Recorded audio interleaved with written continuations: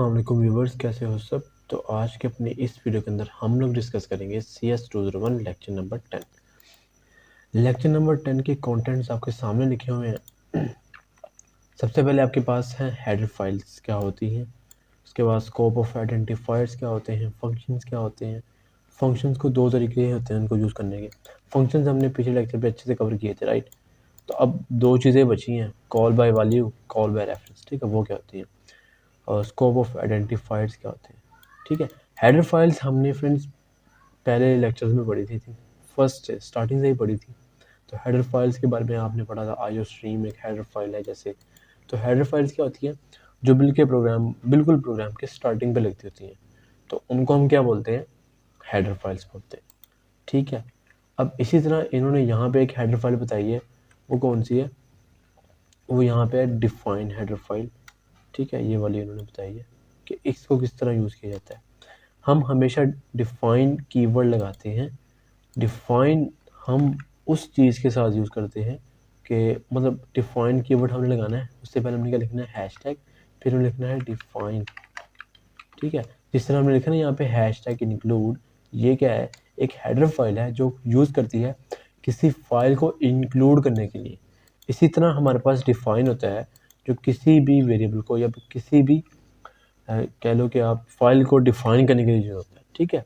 अब for example अब हमने वो चीज़ यहाँ पे लिखनी होती है कि जिसकी वैल्यू चेंज नहीं हो सकती, ठीक है। आप वो चीज़ यहाँ पे लिखोगे जिसकी वैल्यू चेंज नहीं हो सकेगी। जैसे आप सबसे पहले डेटा टाइप लिखते हो, ठीक है, फिर वेरिएबल का नाम लिखते हो, फिर उसकी वैल्यू लिखते हो। यहाँ पे भी सेम है, यहाँ पे डेटा टाइप की बजाय आपको क्या करना है, इंट मेन से ऊपर यूजिंग नेम स्पेस एसटीडी से नीचे हैशटैग डिफाइन लिखना है आपने, ठीक है। और साथ आपने कोई वेरिएबल का नाम, जैसे आप एक्स दे लो, ठीक है, वाई दे लो। अब जैसे हमने वेरिएबल्स के रूल्स पढ़े थे ना, कन्वेंशंस पढ़े थे कि वो मीनिंगफुल होना चाहिए, ठीक है, और उसमें क्या होना चाहिए कि कोई कंटेनिंग स्पेस नहीं होनी चाहिए। सेम चीज़ यहाँ पे है, लेकिन यहाँ पे एक रूल ये है कि आपका इसका जो वेरिएबल का नाम हो वो हमेशा उसके सारे के सारे वर्ड्स कैपिटल में होने चाहिए, ठीक है। अब फॉर एग्जांपल मैंने पाई की वैल्यू लेनी है, ठीक है, पाई, तो मैं पाई कैसे लिखूँगा, PI, ठीक है, तो पाई है कैपिटल। अब मुझे इसको वैल्यू देनी, तो मैं इसको इक्वल टू करके वैल्यू नहीं दूंगा 3.14, कभी भी ऐसा पॉसिबल नहीं है। लेकिन मतलब इस तरह करना नहीं तो नहीं चाहिए। अगर आप इसको ऐसे चलाओ और इसको सी आउट करो PI, तो माइट भी पॉसिबल ये चल जाए, ठीक है, लेकिन इस तरह काम नहीं चलना। हमेशा आपने इक्वल टू नहीं रखना, ठीक है। अब अगर मैं इसको प्रिंट नहीं कर रहा तो इसने चला देना है, लेकिन मैं जैसे ही प्रिंट करने की कोशिश करूँगा इसने मुझे एरर दे देना है, ठीक है। ओके, एरर क्या दिया, इनवैलिड ऑपरेंड्स ऑफ टाइप, ठीक है जी, इनवैलिड ऑपरेंड दे दिया हमें यहाँ पे। तो इक्वल टू कभी नहीं लगाना, हमेशा हैशटैग डिफाइन लिख के पाई की वैल्यू लगा के जो भी मतलब वेरिएबल का नाम रखना है, एक्स रखो, वाई रखो, यूज़र नेम रखो, ठीक है, जो भी रखना चाह रहे हो आप लोग रखो। आप रख के उसको यहाँ पे फ़ौरन से एक वैल्यू दे सकते हो और वैल्यू वो उसमें स्टोर हो जाएगी, ठीक है। अब मैं अगर मैं इसको प्रिंट करूँ तो अब इसने मुझे प्रिंट करके दे देना है, पाई की वैल्यू क्या है, 3.14। अब एक और चीज़, इसकी वैल्यू कभी हम चेंज नहीं कर सकते, ये देखो, तो ये एरर है, ठीक है। इसकी वैल्यू कभी भी चेंज नहीं हो सकती, जो वैल्यू इसको मिल गई। इसी तरह आप एक और चीज़ कर सकते हो। अब जैसे मैं फॉर एग्जांपल नेम लेना है किसी का नेम, तो मैं नेम ऐसे लिख सकता हूँ, क्या ये चीज़ चलेगी, देखो चल रहा है। अब अगर मैं किसी का नेम प्रिंट कराऊँ, सी आउट नेम, ठीक है, तो ये देखो इसने क्या कर देना, प्रिंट नेम प्रिंट कर देना, ठीक है। तो इस तरह की चीज़ें भी आप कर सकते हो। आप इंटीजर की वैल्यू दो, फ्लोट की वैल्यू दो, वो आपको डिपेंड करता है, ठीक है। तो ये एक हेडर फाइल थी जो आपको बता दी। हेडर फाइल्स क्या होती हैं, जो स्टार्टिंग में आप लगाते हो हैशटैग के साथ, ठीक है। आप 304 में डिटेल के साथ हेडर फाइल्स को पढ़ोगे, आपको अच्छे से समझ आएगी, ओके। तो मैंने आपको ये बता दिया। ये देखो सर ने भी ऐसे किया, पाई लगा के। अब यहाँ पे सर ने कन्वेंशन को, रूल्स को फॉलो नहीं किया, मतलब सिंपल सर ने क्या किया, इसको स्मॉल केस में लिख दिया। हमेशा जो है ना, मतलब C++ के परस्पेक्टिव से इसको कैपिटल में लिखते होते हैं, ओके, और कुछ नहीं है इसके अंदर। उसके बाद हमारे पास है स्कोप ऑफ वेरिएबल्स। क्या होते हैं स्कोप ऑफ वेरिएबल्स, ठीक है, स्कोप क्या होता है, स्कोप ऑफ आइडेंटिफायर्स या वेरिएबल्स, वो क्या होते हैं। स्कोप क्या होता है, फॉर एग्जांपल स्कोप क्या होता है, स्कोप ये चीज़ होती है, ब्रैकेट्स, ये दो ब्रैकेट्स जो होती है ना, इनको बोलते हैं स्कोप। ठीक है, स्कोप क्या बोलते हैं, स्कोप। इन दो ब्रैकेट्स को हम क्या बोलते हैं, स्कोप है। जैसे ये फंक्शन है, इसका स्कोप क्या है, ये यहाँ से लेकर यहाँ तक, इसके अंदर जो जो चीज़ लिखी गई है वो इस स्कोप के अंदर लिखी गई है। ठीक है, उसको हम इससे बाहर एक्सेस नहीं कर सकते। ठीक है, इसी तरह स्कोप का कॉन्सेप्ट है। तो स्कोप के कॉन्सेप्ट में दो चीज़ें होती हैं, एक होती है हमारे पास लोकल वेरिएबल और दूसरा होता है हमारे पास ग्लोबल वेरिएबल। ठीक है, ये दो हमारे पास चीज़ें होती हैं, लोकल वेरिएबल्स हैं, ग्लोबल वेरिएबल्स। तो ये दो चीज़ें हमारे पास होती हैं जो हमारे पास स्कोप में यूज़ होती हैं। अब स्कोप क्या होता है, फॉर एग्जांपल मेरे पास एक ब्रैकेट है, ठीक है, ये इस तरह लगा रहा हूँ, ये भी पॉसिबल है। मैंने यहाँ पे एक वेरिएबल डिक्लेयर किया इससे बाहर, इंट एक्स के नाम से, और इसको वैल्यू दी है 10। ठीक है, इसी तरह मैंने अंदर एक और वेरिएबल डिक्लेयर किया, int x is equal to 20। ठीक है, और जब मैं बाहर प्रिंट करता हूँ सी आउट एक्स को, तो यहाँ पे आउटपुट में क्या आएगा, आपको क्या लगता है, आउटपुट में आएगा 10। क्यों, क्योंकि ये जो 10 है ये इस पूरे स्कोप के अंदर है। ठीक है, अब ये जो स्कोप है ये अलग स्कोप है, इसकी जो लिमिटेशन है ये सिर्फ इसके अंदर ही एक्सेस किया जा सकता है, इसको आउटसाइड एक्सेस नहीं किया जा सकता। तो इस चीज़ को बोलते हैं स्कोप।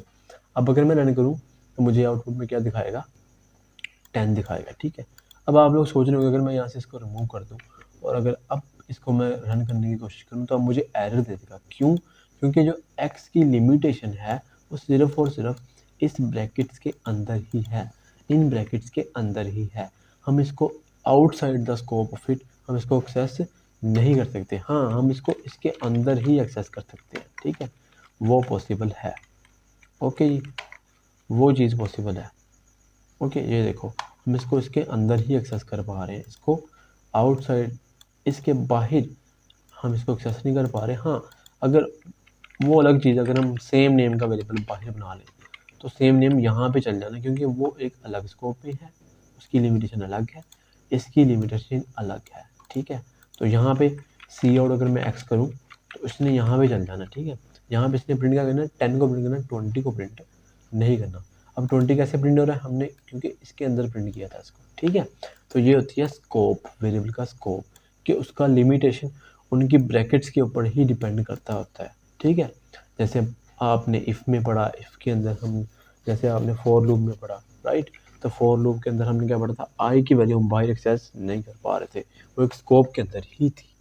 ठीक है, तो ये चीज़ होती है स्कोप। अब बारी है लोकल वेरिएबल क्या होते हैं, ग्लोबल वेरिएबल क्या होते हैं। ग्लोबल वेरिएबल्स वो होते हैं जो throughout lifetime of the program रहते हैं, हमारे प्रोग्राम के अंदर lifetime of the program रहते ही रहते हैं। और लोकल वेरिएबल्स वो होते हैं जो एट अ टाइम एक ही मरतबा प्रोग्राम उनको लाइफ मिलती है, और जैसे ही कोई फंक्शन की एग्जीक्यूशन ख़त्म होती है उनकी लाइफ चली जाती है। ठीक है, जैसे फॉर एग्जांपल आपको समझाऊँ कि अगर मैं वेरिएबल बनाऊँ मेन फंक्शन के अंदर, या किसी वेरिएबल को एक ब्रैकेट्स के अंदर बनाऊँ, तो वो क्या होगा, लोकल वेरिएबल होगा।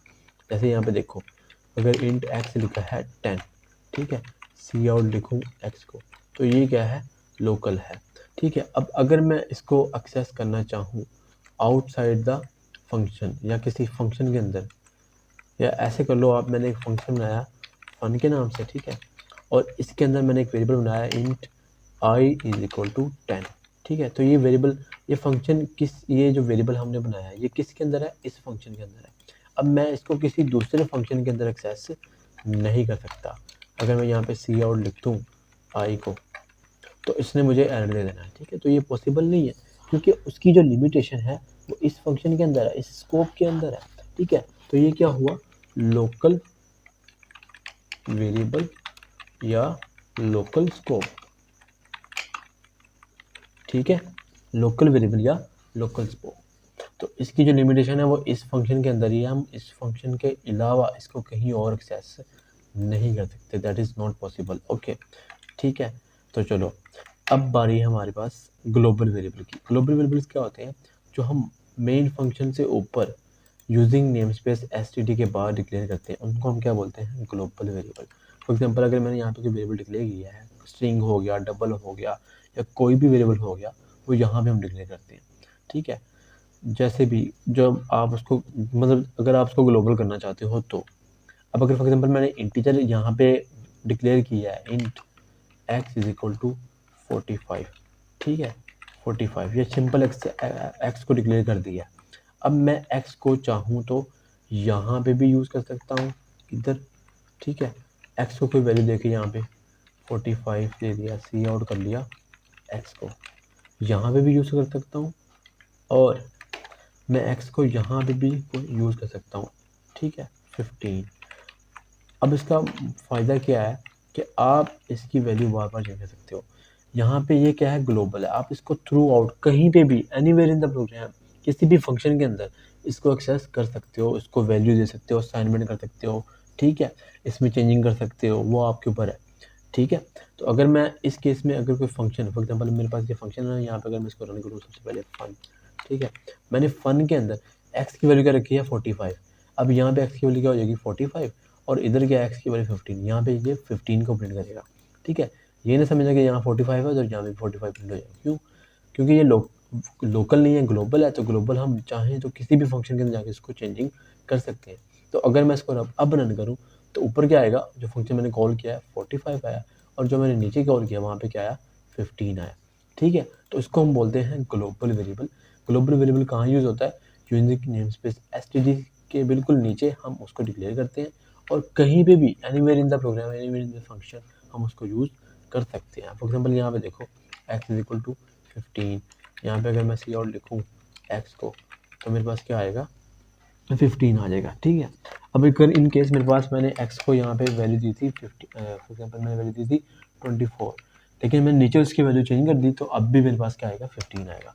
लेकिन अगर मैं अब इसकी वैल्यू हटाऊँ तो अगर अब इसको रन करूँ तो अब मेरे पास क्या आएगा 24 आएगा।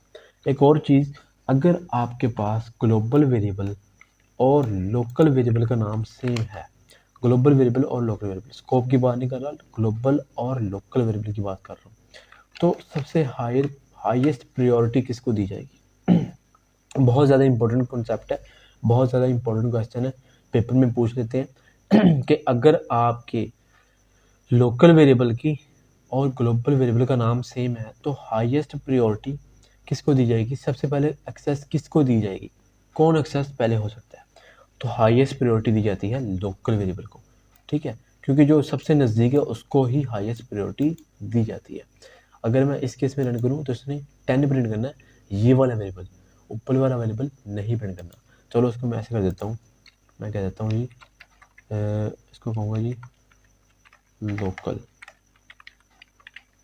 चलो रहने दो यार, ऐसे है ये, ठीक है। तो ये क्या है लोकल वेरिएबल और ये क्या है ग्लोबल वेरिएबल। अब अगर मेरे पास दोनों की वेरिएबल के नाम सेम है और मैं चाहता हूँ कि मैं वैल्यू जो है ना ग्लोबल की ही एक्सेस करूँ, मैं नहीं चाहता मैं वैल्यू लोकल की एक्सेस करूँ, तो वो कैसे पॉसिबल है, उसके लिए हम यूज़ करते हैं यूनरी स्कोप रेजोल्यूशन ऑपरेटर को।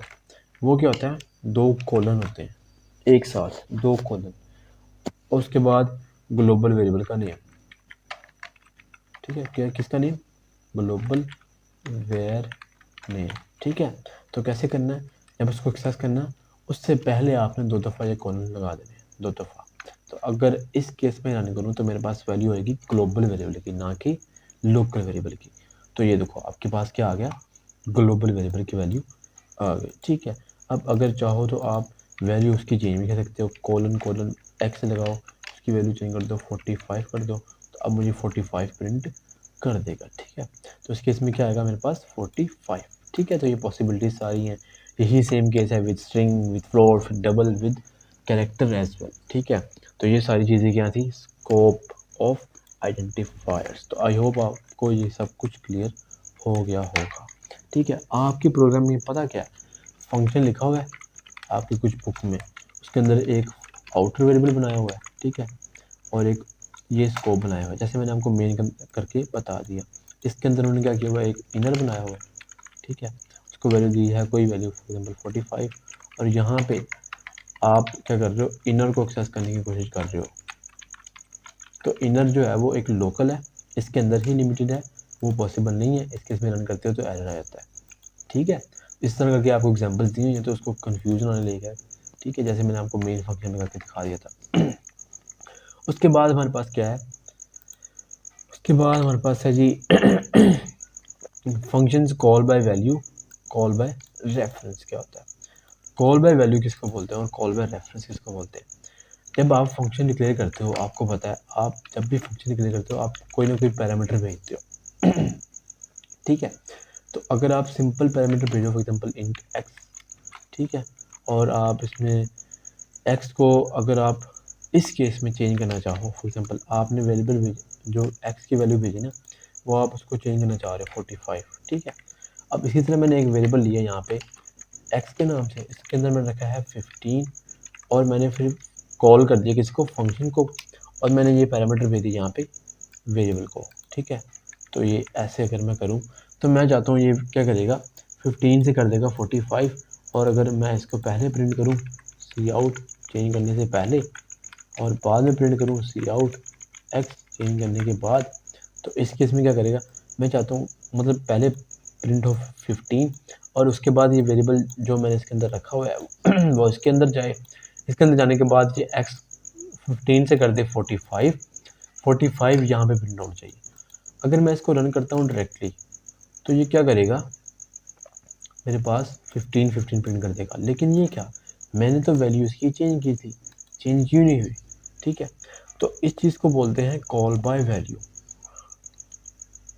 कॉल बाय वैल्यू क्या होता है कि जब आप कोई वेरिएबल पास करते हो फंक्शन के अंदर तो उसकी कॉपी जाती है, ओरिजिनल वेरिएबल पास नहीं होता। बहुत ज़्यादा इंपॉर्टेंट टॉपिक आपको बता रहा हूँ पेपर पॉइंट ऑफ व्यू से, कि जब भी आप एक वेरिएबल पास करते हो एक फंक्शन के अंदर एज अ आर्गूमेंट, ये भी पॉसिबल है कि हम वेरिएबल पास कर सकते हैं। मैंने हालांकि मैंने आपको बताया नहीं है, लेकिन ये पॉसिबल है कि हम वेरिएबल को भी पास कर सकते हैं, क्योंकि उसके अंदर भी एक वैल्यू ही पड़ी हुई है ना, जैसे हम पिछले फंक्शंस में पढ़ रहे थे कि डायरेक्टली वेरिएबल्स की वैल्यूज़ को पास कर रहे थे, राइट।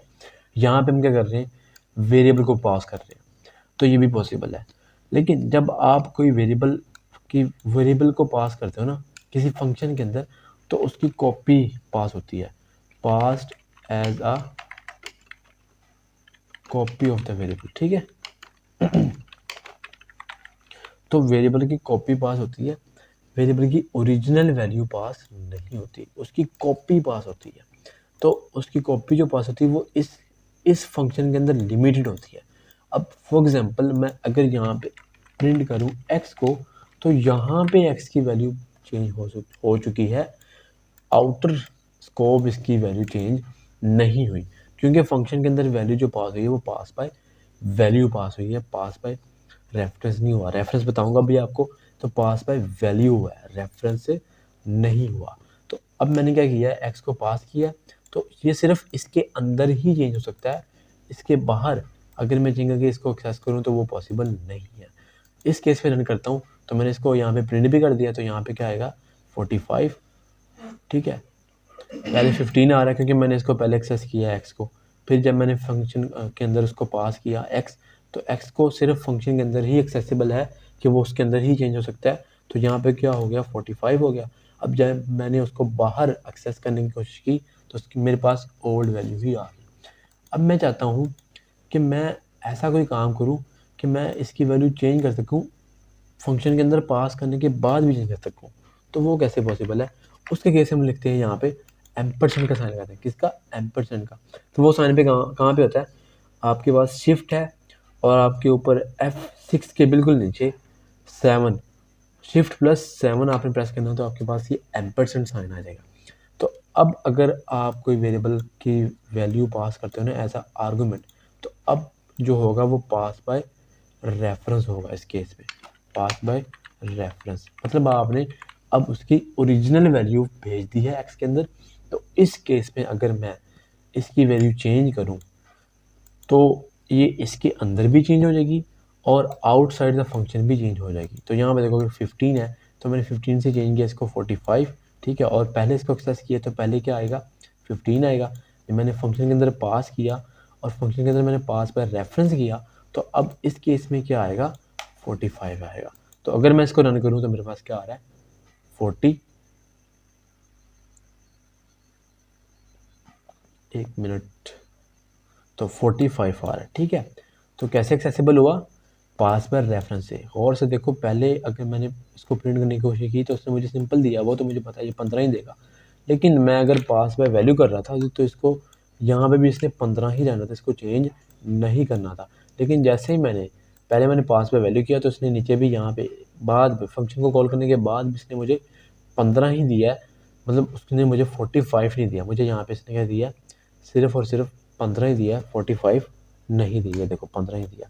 अब अगर मैं इसको पास करूँ पास बाय रेफरेंस, तो यहाँ पे क्या देगा मुझे, ये 45 देगा। ठीक है, तो इसको बोलते हैं पास बाय रेफरेंस या पास बाय वैल्यू। तो आई होप गाइस आपको बहुत अच्छे से क्लियर हो गया होगा। अब फॉर एग्जांपल देखो, मैं इसकी वैल्यू को मल्टीप्लाई करूँ, multiply equal to 5 without passing by reference, तो इस केस में इसने 15 से मल्टीप्लाई नहीं होना, 15 ही आ जाना। ठीक है, वही चीज़ आ गई, कुछ भी पॉसिबल नहीं है। आपकी जीडीपी भी आई थी ना, तो इस केस में ऐसे ही आई थी। जैसे मैंने पास बाय रेफरेंस किया तो उसने क्या कर दिया, उसको मल्टीप्लाई किया, 15 मल्टीप्लाई 5 कितना होता है, 75 होता है। तो ये देखो उसने बाद में 75 कर दिया after passing the value inside it. Okay, ठीक है जी, तो ये चीज़ थी पास बाय रेफरेंस। ओके, तो ये मैंने आपको बता दिया, कॉल बाय रेफरेंस या कॉल बाय वैल्यू। ठीक है, तो उसके अलावा कुछ नहीं, सर ने आपको बस एग्जांपल्स ही करवाई हुई हैं। ये देखो, एक सर ने फंक्शन बनाया, उसमें आपको स्कोप के बारे में बताया, ये यहाँ पे तो ठीक है, लेकिन दूसरे फंक्शन के अंदर आप आई को एक्सेस नहीं कर पा रहे, क्योंकि आई इस फंक्शन के अंदर डिक्लेयर है। ठीक है, इसके अंदर डिक्लेयर नहीं है। ठीक है, अब यहाँ पे देखो, जैसे मैं आपको बता चुका हूँ, आउटर है, तो आउटर इसके अंदर आ सकता है। एक और चीज़, अगर मैं ऐसे करूँ int x is equal to 10 cout x, तो एक्स इसके अंदर एक्सेसिबल है और इसके बाहर भी एक्सेसिबल है। क्यों, क्योंकि इस केस में ये इसका ग्लोबल है। ठीक है, इस केस में ये इसका क्या है, ग्लोबल है। तो ये देखो यहाँ पे एक्सेसिबल है, दोनों दफ़ा इसने 10 प्रिंट कर देना है। ठीक है, ओके जी, तो इस दफ़ा इसने क्या किया, ये मैंने एंटर लगा दिया, इसलिए कुछ नहीं आ रहा था। ठीक है, दोनों दफ़ा इसने क्या कर देना, 10 प्रिंट कर देना। ओके, ये चीज़ पॉसिबल है कि उसको हम इस स्कोप के अंदर एक्सेस कर लें, लेकिन अगर मैंने एक और वेरिएबल डिक्लेयर किया इंटू वाई के नाम से 10, और वाई को मैं बाहर एक्सेस करने की कोशिश करूँ, तो वो पॉसिबल नहीं है, क्योंकि उसकी लिमिटेशन कहाँ तक है, इस स्कोप तक है। ठीक है, तो यहाँ पे एरर दे देना इसने। ठीक है, यहाँ पे इसने क्या किया, ये देखो आउटर को एक्सेस किया, यहाँ पे आउटर को साइन कर दिया इनर को। ठीक है, लेकिन इनर को यहाँ पे एक्सेस करने की कोशिश की तो इनर एक्सेसिबल नहीं है। जो भी आप कंपाइलेशन कर रहे हो या आप जो भी कर रहे हो, ऑपरेशन कर रहे हो, प्लस प्लस कर रहे हो, माइनस कर रहे हो, तो वो एक्सेसिबल नहीं है। ठीक है, अब यहाँ पे देखो सर ने क्या किया, नम, ये ठीक है, ये सही काम करिए। देखो नम लिया, अब नम क्या है, अब यहाँ पे क्या है, नम हमने 2 दफ़ा ले लिया, लेकिन जो है ना इनर नम वो इंक्रीमेंट होगा, आउटर नम नहीं होगा। ठीक है, जैसे मैं आपको बता चुका हूँ। ठीक है, इस केस में क्या होगा, क्योंकि ये देखो अब इसकी लिमिटेशन ये जो है ना सेम केस में तो ये सिर्फ इस यहाँ तक लिमिटेड है। ओके, लेकिन यहाँ पे जो है ना इनर को ही एक्सेसिबल, इनर का स्कोप ज़्यादा है, तो इनर की वैल्यू चेंज होगी, आउटर की चेंज नहीं होगी। जैसे यहाँ पे देख लो, अगर मैं यहाँ पे करता हूँ फॉर एग्जाम्पल, देखो मेरे पास क्या है, आउटर इज इक्वल टू 0। ठीक है, सॉरी यहाँ पे क्या है, इसको कहता हूँ जी नम है, नम क्या लो नम, और एक अंदर मेरे पास और नम है, int num is equal to 0। मैंने कहा नम प्लस प्लस। अब आप लोग समझ रहे हो कि जो नम की वैल्यू अपडेट हुई है वो किसकी हुई है, ऊपर वाले की। हालांकि ये बैड प्रैक्टिस है, किसकी हुई है अपडेट, इसकी अंदर वाले की हुई है, क्योंकि ये इसके अंदर लिमिटेड है। ठीक है, तो अगर मैं इसको यहाँ प्रिंट करूँ तो ये मुझे देगा 0 दे देगा, क्या दे देगा, 0। ठीक है, लेकिन अगर मैं इसको इसके अंदर प्रिंट करूँ यहाँ पे, तो अब मुझे क्या देगा, 1 दे देगा, क्योंकि ये एक्सेसिबल है। यहाँ पे ये इंक्रीमेंट हुआ, सिर्फ ये इंक्रीमेंट हुआ, वो वाला इंक्रीमेंट नहीं हुआ। तो ये देखो मेरे पास क्या आ गया, 1 आ गया। अब आप सोच रहे हो कि यार हम यहाँ पे यूनिट स्कोप रेजोल्यूशन ऑपरेटर लगा देते तो काम चलेगा, लेकिन नहीं, वो किस केस में है, वो सिर्फ और सिर्फ ग्लोबल वेरिएबल और लोकल वेरिएबल के केस में, ठीक है। इस केस में नहीं है, ये एक लोकल स्कोप ही है, ये देखो ये ग्लोबल स्कोप नहीं है। ओके ओके जी। उसके बाद सर ने सारा कुछ आपको करके दिखाया है। लो एक फंक्शन लिया, उस फंक्शन के अंदर सारा कुछ किया, फंक्शन कॉलिंग की है, बस बस और कुछ नहीं, सिंपल। ठीक है ठीक है। और सर ने ये देखो पास, जब सर ने क्या किया है, कॉल बाय रेफरेंस किया है, ठीक है, वो भी सही है जी, कॉल बाय रेफरेंस किया है। ये सर ने एक पॉइंटर के थ्रू किया, लेकिन हमने एम्परसेंड के थ्रू किया था। पॉइंटर जब पढ़ाऊंगा तब आपको इसके बारे में बता दूंगा, अभी इसको छोड़ो। जो मैंने आपको चीज़ बताई वही देखो, वो कॉल बाय रेफरेंस कैसे है, डिक्लेरेशन के टाइम के ऊपर हम उसको करते होते हैं। उसके बाद हमारे पास क्या है यहाँ पे लास्ट चीज़, वो क्या है, रिकर्सिव फंक्शंस क्या होते हैं। रिकर्सिव फंक्शन बोलते हैं ऐसा फंक्शन जो खुद को कॉल करे। ये देखो बहुत ज़्यादा important, this is the special type of function which can call itself. ऐसा फंक्शन जो खुद को कॉल करे उसको हम क्या बोलते हैं, रिकर्सिव फंक्शन। फॉर एग्जांपल अगर मैं यहाँ पे लिखूँ सी आउट तैमूर, तो अगर मैं इस मेन फंक्शन को इसके अंदर ही कॉल कर दूं, ये भी तो एक फंक्शन ही है ना भाई, तो ये क्या होगा, it is recursive function because it is calling itself. ठीक है, ये खुद को कॉल कर रहा है। लेकिन यहाँ पे ड्रॉबैक क्या है कि ये इनफाइनाइट चलता ही रहता है, ये देखो चलता ही रहेगा, रुकेगा नहीं। ठीक है, तो उसको रोकने के लिए हमारे पास एक चीज़ होती है बेस केस। क्या होता है, बेस केस। ये जब आप डेटा स्ट्रक्चर के बारे में पढ़ोगे ना तो आपको समझ, बेस केस बेसिकली हमारे पास कंडीशन होती है, तो वो किसके फॉर्म में होती है, इफ़ एल्स के फॉर्म में, इफ़ एल्स की फॉर्म में होती है। फॉर एग्जांपल मैं चाहता हूँ मेरा नंबर जो है ना, वो मेरा जो नाम है 5 दफ़ा प्रिंट हो। आप ये किससे कर रहे थे, लूप के थ्रू कर रहे थे। तो लूप के अलावा हम ये किसके थ्रू कर सकते हैं, हम इसको कर सकते हैं रिकर्सिव फंक्शन के थ्रू। रिकर्सिव क्या है, ये देखो ये भी तो एक इनफाइनाइट लूप ही चल रही है ना, ये देखो। ठीक है, ये बार बार फंक्शन खुद को कॉल कर रहा है। ठीक है, उसको हम क्या बोलते हैं, रिकर्सिव फंक्शन। मैं चाहता हूँ कि मेरा फंक्शन जो है ना, मेरा नाम जो है वो 10 दफ़ा प्रिंट करे या 5 दफ़ा प्रिंट करे। मैं क्या करूँगा, इंट एक्स लूँगा इज इक्वल टू 1 और एक कंडीशन लगाऊंगा, इफ़ मेरा जो 5 है वो लेस देन 5 है, एक्स जो है, तो वहाँ पे कर दो रिटर्न कर दो 0। मतलब 0 रिटर्न 0 का मतलब ये होता है कि वहाँ पे एग्जीक्यूशन रोक दो। ठीक है, और यहाँ पे मैं क्या करूँगा, सी आउट लिख दूँगा। अभी के लिए आपको मे भी इसको समझ ना आए और इसको बढ़ा दो। जब पहली दफ़ा प्रिंट करेगा तैमूर, इसका काउंटर बढ़ाओ, फिर दूसरी दफ़ा प्रिंट करेगा तैमूर, इसका काउंटर बढ़ाओ, फिर 3 हो जाएगा, फिर तीसरी दफ़ा, चौथी दफ़ा ये कंडीशन चेक होती जाएगी। अब जैसे ही यहाँ पे 5 आएगा, 5 लेस देन 5 से नहीं होता तो रिटर्न 0 उसका कर देगा, उसको रोक देगा। अब ये कैसे पॉसिबल होगा, तो अगर मैं इसको यहाँ पे रन करूँ, क्या ये इस तरह चला देगा, बिल्कुल भी नहीं चलाएगा। तब चलाएगा जब मैं मेन फंक्शन को उसको कॉल करूँगा। तो इस केस में क्या करेगा, ये अभी भी इनफाइनाइट ही चलेगा। एक मिनट यार, क्या कर दिया मैंने कोई मिस्टेक की, आई थिंक ग्रेटर देन 0, या ग्रेटर देन 0। जैसे ही 5 से x बड़ा हो तो क्या करो, इसको चला दो। अगर मैं इस केस में रन करूँ तो इस केस में भी इसने माइट भी पॉसिबल, मुझे एक दफ़ा प्रिंट करके देना है क्योंकि इससे आगे ये बढ़ेगा ही नहीं। अगर मैं यहाँ पे दोबारा मेन फंक्शन लगा दूँ तो ये क्या करेगा, रिकर्सिवली कॉल करेगा। ठीक है, रिकर्सिव कॉल करेगा। तो अगर इस केस में रन करूँ तो ये मुझे बार बार प्रिंट कर देगा, 5 दफ़ा प्रिंट नहीं कर रहा। उसके लिए हम यहाँ पे अगर मैं स्टैटिक लगा दूँ तो ये इस केस में मुझे 5 दफ़ा प्रिंट करके दे देगा। ठीक है, तो इसको लेके घबराना नहीं है यार, ये एक कॉन्सेप्ट है। वो क्या है, ये आपको जस्ट समझाने के लिए मैंने लिखा है। वो क्या है कि अगर आपका फंक्शन खुद को कॉल करे उसको हम क्या बोलते हैं, रिकर्सिव फंक्शन। क्या बोलते हैं, रिकर्सिव फंक्शन। हम इसको डिटेल के साथ प्रैक्टिस क्वेश्चंस के अंदर करने वाले हैं।